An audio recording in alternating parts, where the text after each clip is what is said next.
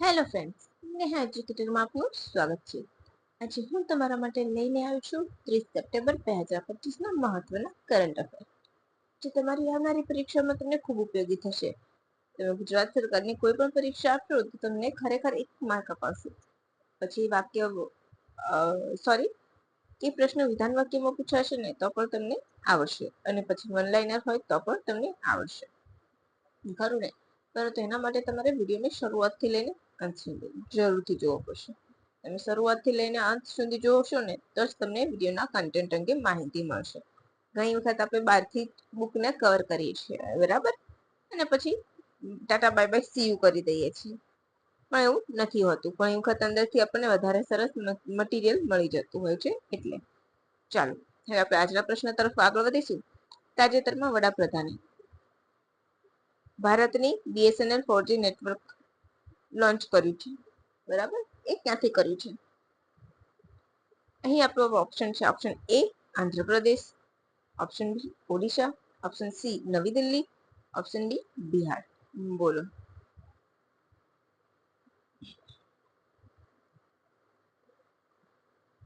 શું પ્રશ્ન જવાબ આવશે આપણો? આંધ્રપ્રદેશ, ઓડિશા, નવી દિલ્હી કે Bihar?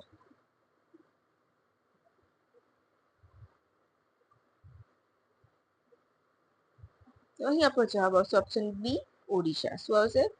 Option B Odisha, right. આ નેટવર્ક દેશભરમાં 97,000 સાઇટ્સ પર શરૂ કરવામાં આવ્યું છે, જે સંપૂર્ણપણે સ્વદેશી ટેકનોલોજી પર બનેલું છે. અને કેવી કંપની છે BSNL? તો જાહેર કંપની છે. કેવી? જાહેર કંપની છે BSNL, યાદ રાખજો. ઓડિશાના ઝારસુગડાથી લોન્ચ કર્યું છે, બરાબર. હવે તમને એમ પૂછે છે કે BSNL નું પૂરું નામ શું છે? તો તમને ખ્યાલ જ હોય, ભારતીય સંચાર નિગમ લિમિટેડ, રાઈટ.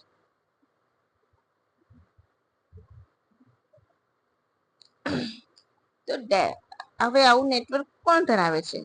એની 25મી પૂરું થયું, એના 25મા વર્ષગાંઠ રજત જયંતિ નિમિત્તે લોન્ચ કર્યું છે, બરાબર. તો તમારે મને એમ કહેવાનું છે કે BSNL ની સ્થાપના ક્યારે થઈ હતી? BSNL ની સ્થાપના ક્યારે થઈ હતી એ તમારે મને કહેવાનું છે, યાદ રાખીને, બરાબર. નીચે કમેન્ટ બોક્સમાં કમેન્ટ કરી લેજો.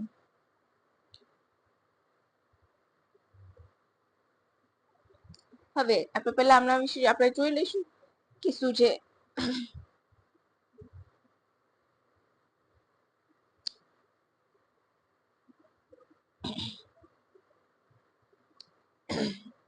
એનું હેડક્વાર્ટર તો તમને ખ્યાલ જ હશે કે ક્યાં છે?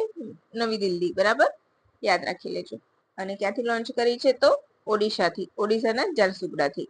કોણે? તો વડાપ્રધાનના હસ્તે. હવે Denmark, Sweden, south Korea, China બાદ ભારત 5મો દેશ બન્યો છે જેની પાસે ટેલિકોમ ટેકનોલોજી અને સાધનોનું ઉત્પાદન સ્વદેશી રીતે કરતો હોય એવો, સંપૂર્ણપણે સ્વદેશી રીતે કરનાર 5મો દેશ બન્યો છે. લગભગ ઓક્ટોબર મહિનામાં 2000ના રોજ તેની સ્થાપના થઈ હતી BSNL ની, બરાબર. એ પણ તમારે યાદ રાખવાનું છે. કેમ? તો અહીંયા 25 વર્ષ છે એને પૂરા થયા એ નિમિત્તે એને કરવામાં આવ્યું છે શરૂ, એટલા માટે, બરાબર. એટલા માટે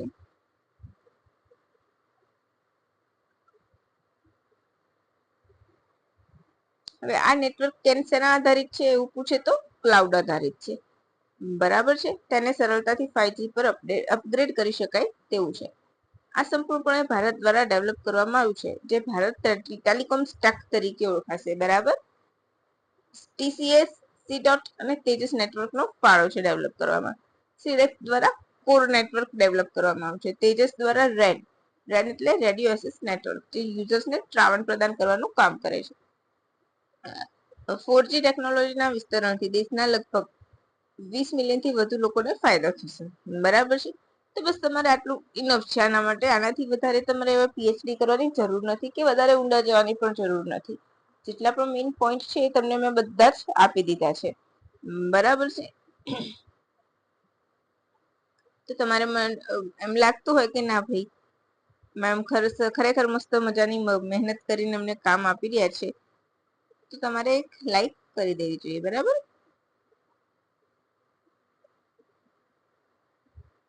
હવે આપણો આગળનો પ્રશ્ન. ભારતની પ્રથમ ઓવરસીઝ ડિફેન્સ મેન્યુફેક્ચરિંગ ફેસિલિટીનું ઉદ્ઘાટન કરવામાં ક્યાં આવ્યું? ઓપ્શન એ નવી Delhi, option B Morocco, option C Mauritius, option D Rajasthan.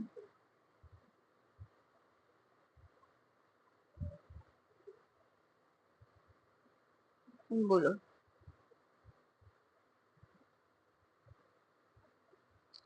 ફરીથી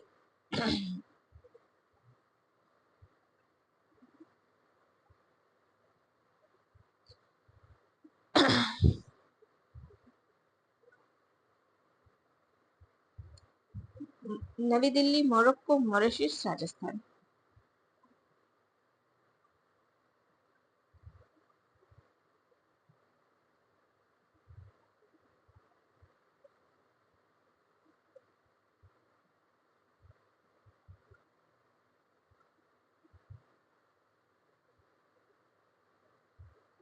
તો અહીં આપણો શું આવશે જવાબ? Option B Morocco. શું આવશે? Option B Morocco. ડન. તાજેતરમાં મોરોક્કોના બેરિજેડમાં એની સ્થાપના કરવામાં આવી છે. કોણે કરી છે? તો ટાટા એડવાન્સ સિસ્ટમ લિમિટેડ દ્વારા અને દ્વારા ડેવલપ કરવામાં આવ્યું છે. અને સ્થાપના કોણે કરી છે? તો રાજનાથસિંહ અને મોરોક્કોના રક્ષા મંત્રી છે મોહમ્મદ રાજા એમના દ્વારા. બરાબર.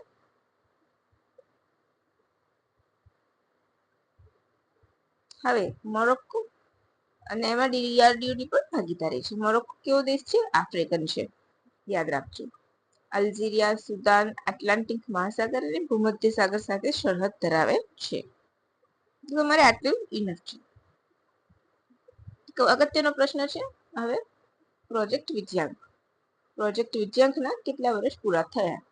ઓપ્શન એ 10 વર્ષ, ઓપ્શન બી 12 વર્ષ, ઓપ્શન સી 8 વર્ષ, ઓપ્શન ડી 15 વર્ષ.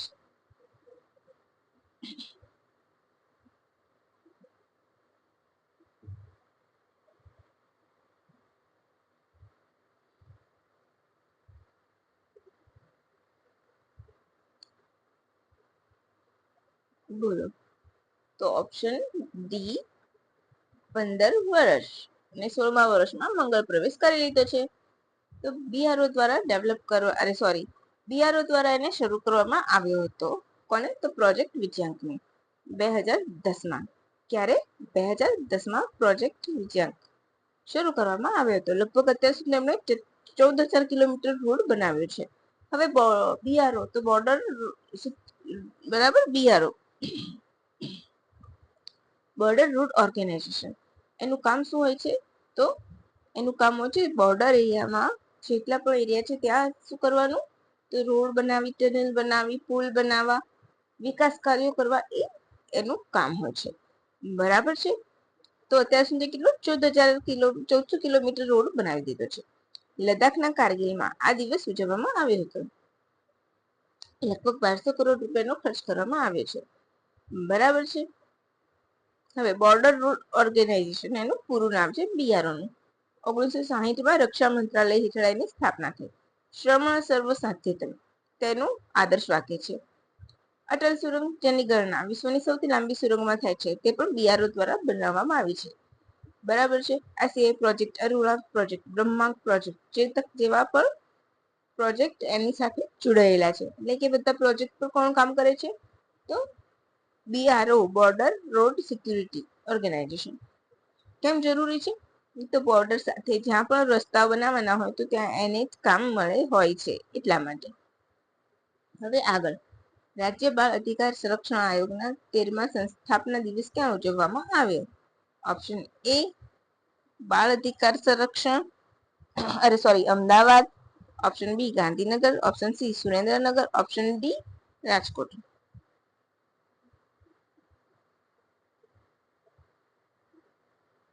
બોલો શું આવશે?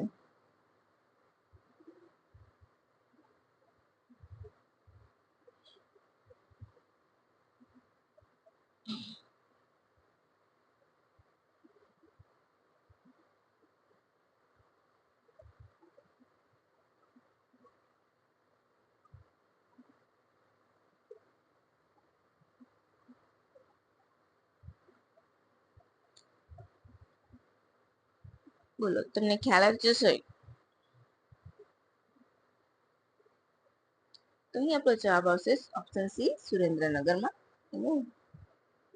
રાજ્ય કક્ષાએ બધે ઉજવાય છે, પણ રાજ્ય કક્ષાએ ઉજવાય બધે ઠેર ઠેર ઉજવાય, પણ મેઇન સેન્ટર ક્યાં હતું? સુરેન્દ્રનગર. બરાબર.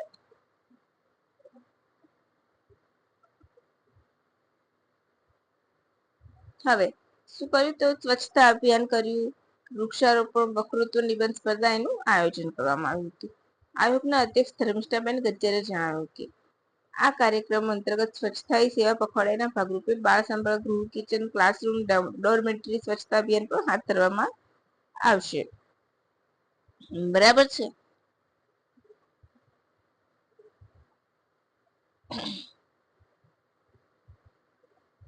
આગળ વધી જઈશું.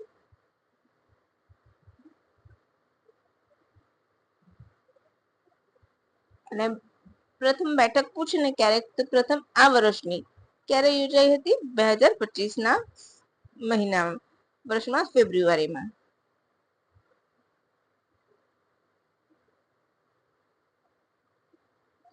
બરાબર છે. તો તમારે આનું ઇનફ છે, આટલું યાદ રાખજો. હા, એના અધ્યક્ષ તમારે જરૂરથી યાદ રાખવા પડશે. કેમ? તો અધ્યક્ષ પૂછાતા હોય છે ઘણી વખત. બરાબર, જોડકાના સ્વરૂપે.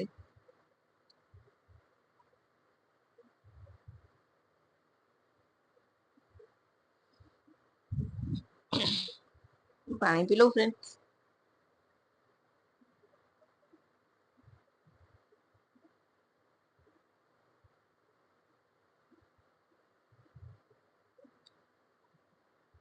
આગળનો પ્રશ્ન, ભારતીય પુરુષ ક્રિકેટ ટીમ એશિયા કપ કેટલામી વાર જીતી છે? તો તમને સૌને ખ્યાલ જ હશે.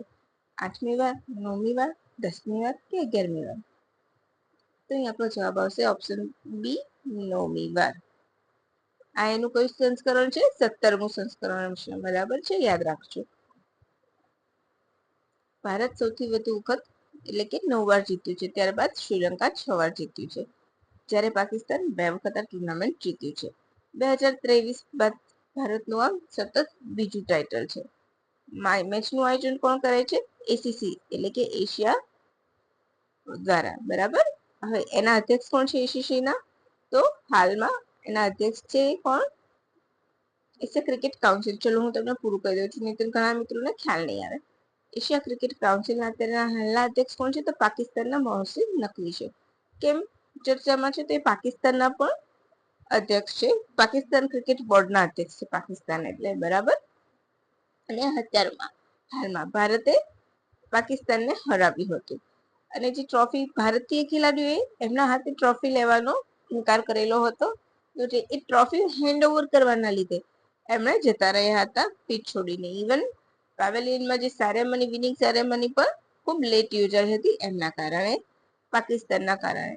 તો બહુ બધી કોન્ટ્રોવર્સી ચાલી રહી છે. એ સિવાય એટલા માટે ચર્ચામાં છે મોહસિન નકવી. તો તમને એટલા માટે પણ પૂછાઈ શકે છે.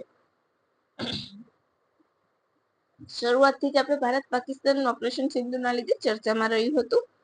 બરાબર. એટલે અને ભારતીય ક્રિકેટરોએ ઇનકાર, હજુ આપણા ભારતને ટ્રોફી હાથમાં આવી નથી. ટ્રોફી વગર જ ભારતે સેલિબ્રેશન કર્યું હતું. જનરલી એવું હોય છે કે હસ્તે ટ્રોફી લેવાનો ઇનકાર કરવામાં આવતો હોય તો બીજી કોઈ વ્યક્તિ દ્વારા, ઉચ્ચ હોદ્દા પર હોય એના દ્વારા એને ટ્રોફી એનાયત કરવામાં આવે છે. પરંતુ તેમણે તેમ ન કરતા પેવેલિયન માંથી જતા રહ્યા હતા અને ખાસી વાર પછી આવ્યા હતા. એટલે ટ્રોફી વગર જ ભારતે સેલિબ્રેશન કરવું પડ્યું હતું. બીસીસીઆઈ ભારતીય ટીમને મોહસિન નકવીને બદલે અમીરાત ક્રિકેટ બોર્ડના પ્રમુખ દ્વારા ટ્રોફી સોંપવાની વિનંતી કરી હતી. બરાબર છે. પરંતુ નકવીએ તે ટ્રોફી આપી નથી ને ભારતે ટ્રોફી વગર સેલિબ્રેશન કર્યું. અને આ બધા વિવાદ બાદ એના સચિવ, બીસીસીઆઈ ના નવા અધ્યક્ષ કોણ બન્યા છે? નવા, તમને યાદ હશે મેં કહ્યું હતું, મિથુન મોહસેન. બરાબર. તો મિથુન યાદ રાખી લેશો એટલે યાદ આવી જશે. દેવજીત સક્યા કોણ છે અત્યારે? સચિવ. કોણ છે એના સચિવ? એમને કહી દીધું છે.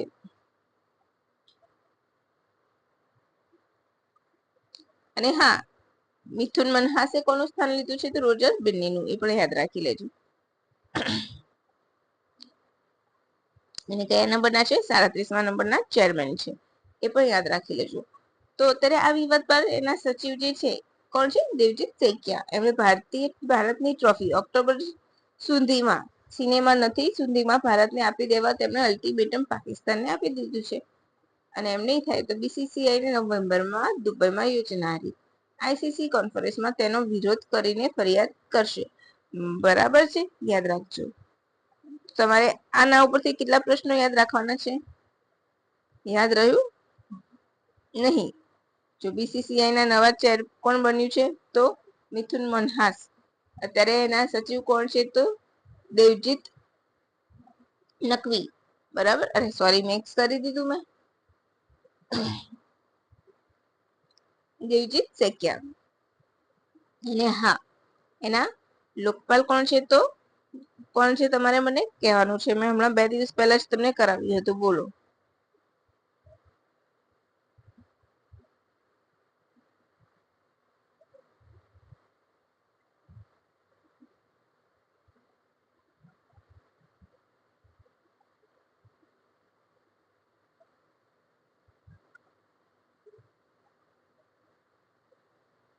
અરુણ મિશ્રા છે. બરાબર.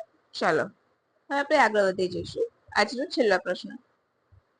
આંતરરાષ્ટ્રીય અનુવાદ દિવસ ક્યારે ઉજવાય છે? 27 સપ્ટેમ્બર, 28 સપ્ટેમ્બર, 29 સપ્ટેમ્બર કે 30 સપ્ટેમ્બર? તો આપણો જવાબ આવશે ઓપ્શન ડી, 30 સપ્ટેમ્બર. ડન. ચાલો.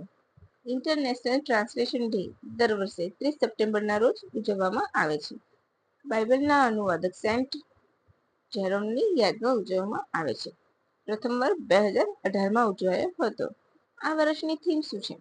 તો translation shaping a future you can trust. બરાબર. હવે મેં 27 સપ્ટેમ્બર કહ્યું છે તો વર્લ્ડ ટુરિઝમ ડે છે. 28 સપ્ટેમ્બર હડકવાદ ડે તેમજ વિશ્વ નદી દિવસ. પરંતુ વિશ્વ નદી દિવસ સપ્ટેમ્બરના છેલ્લા રવિવારે હંમેશા ઉજવાય છે. અને આ વખતે 28મી હતું એટલે. અને 29 સપ્ટેમ્બર વિશ્વ હૃદય દિવસ. અને સાથે તમારું 30 સપ્ટેમ્બર એટલે આંતરરાષ્ટ્રીય અનુવાદ દિવસ, ઇન્ટરનેશનલ ટ્રાન્સલેશન ડે. તો અહીંયા આપણું કરંટ અફેર વિથ જીકે પૂરું થાય છે. જ્યાં જ્યાં પણ મારે તમને માહિતી આપવાની હોય છે બધી જ માહિતી મેં તમને આપી છે. ખરું ને? હવે તમને લાગતું હોય કે વિડીયો સરસ મજાનો વિડીયો છે અને મને ખૂબ ગમ્યો છે, અમારા બીજા મિત્રોને પણ ઉપયોગી થશે, તો તમારા મિત્રો સાથે શેર કરવાનું બિલકુલ પણ ભૂલતા નહીં. બરાબર ને ફ્રેન્ડ્સ? તો બસ હવે આપણે રજા લઈશું. Bye. Thank you for watching my video and have a good day friends.